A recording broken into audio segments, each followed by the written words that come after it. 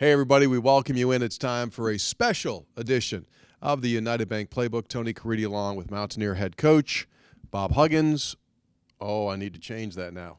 Hall of Fame coach Bob Huggins. In all seriousness, congratulations. Thank you very much. I know it's been talked about for years now, but still, when you finally hear it, it has got to make you tingle. I don't know if tingle's the right word, but I mean it's pleasant. I can tell you that. I mean it's for all those years, but you keep hearing it. You keep hearing, oh, they got to put you in this time. They got to put you in this time, and so you just after a while you kind of become numb to it, and you don't really pay attention whether that's the year or not the year until they actually call you, and they call you on the phone and say, congratulations, you're a member of the Basketball Hall of Fame. Okay, so you put the phone down. And then when you put the phone down, at some point, it has to hit you. What does it mean to you?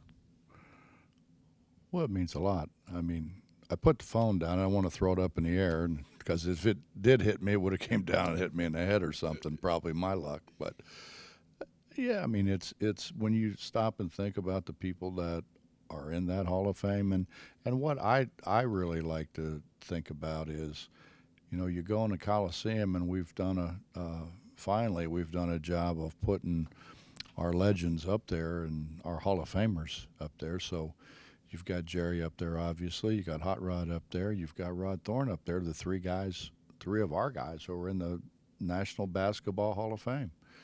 So I become the fourth guy, I guess, through the National Basketball Hall of Fame. And let's see how long it takes to put my picture up there, Tony.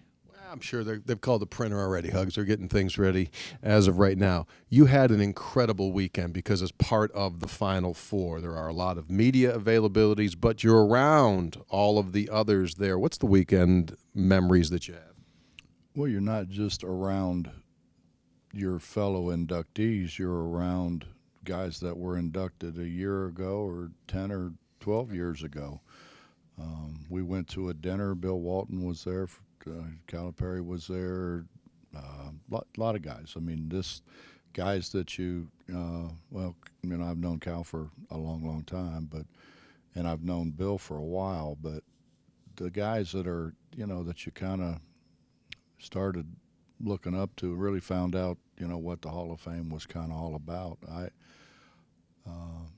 It was neat. I mean, that part of it was neat, seeing those guys, being able, they come in and talk to you about, their experiences and so forth. So, yeah, it was a nice ordeal. I know you don't look back because you don't have a rear view mirror, right? That's been a well-documented story. However, none in the truck. What would your dad think? Tony, my dad was inducted into so many Hall of Fames, and really at least acted like he didn't care. He really, and I don't think he did care all that much, but I think he'd have been proud. My mother would have been extremely proud. So yeah, I mean it's neat. I look though, and I say this, and I mean it sincerely. I'm reading my dad's obituary. He won 88% of his games. 88%. That's unreal. And then you go back and look at what my winning percentage is, and it pales miserably to what he was able to do in his career. So I'm blessed, man. I'm blessed to have the father I had, and certainly the mother that I had, that were great people and raised 7 of us the right way.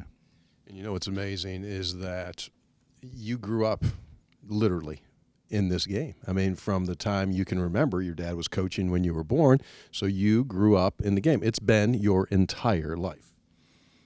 Well, it has, Tony, but it just wasn't my dad when I was growing up, when I was really young, and we lived in Doug Hill.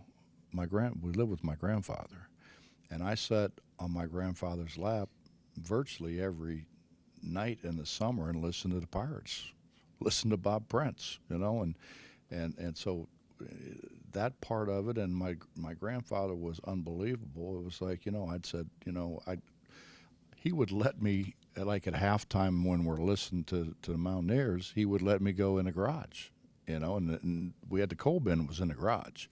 And so I'd go in there, and he put a little hoop up in there for me. And, my mom make me get my bath and all that. Get your bath before you go down there with Pappy and, listen to the game.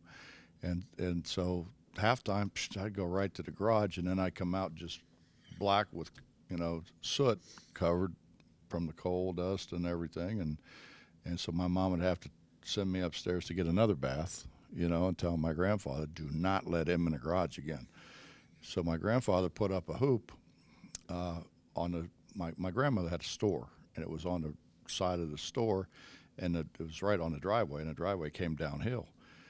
So my grandfather put it up. He put the rim up upside down, and I'm like, Pappy, you put the rim up upside down. It's supposed to be the other way around. He said, it's easier to make it this way, which if you think about it, it is, because it's, you got the plate here and the rim down here. But it got to where, you could only shoot from down on the downhill slope of the driveway, because if you shot from up there, it just went in the creek. So it'd roll down the driveway across the road and then into the creek. So that didn't work very well. So then my grandfather, he had the first toss back ever. He invented the toss back. We had a hill, and then we had this flat area. Wasn't very big, but it was a nice flat area. And so he put the hoop up the hill. And I'm like, Pappy, you can't play. Like, you can't, run up the hill, and play. We couldn't play a game, but I could get a bunch of shots up there. And so you'd shoot it, and whether you made it, missed it, didn't matter. Still going to roll down the hill to you. So all the balls, every one I shot, rolled down the hill to me. So I never had to chase a rebound. An innovator. So Naismith created the game, and your grandfather created the tossback. Without a question.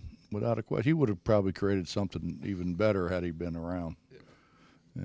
That's a good story. That's the truth. I mean, my grandfather was so into helping me be what I wanted to be. It was amazing. And everybody's like, well, your dad. No, my dad wasn't around then.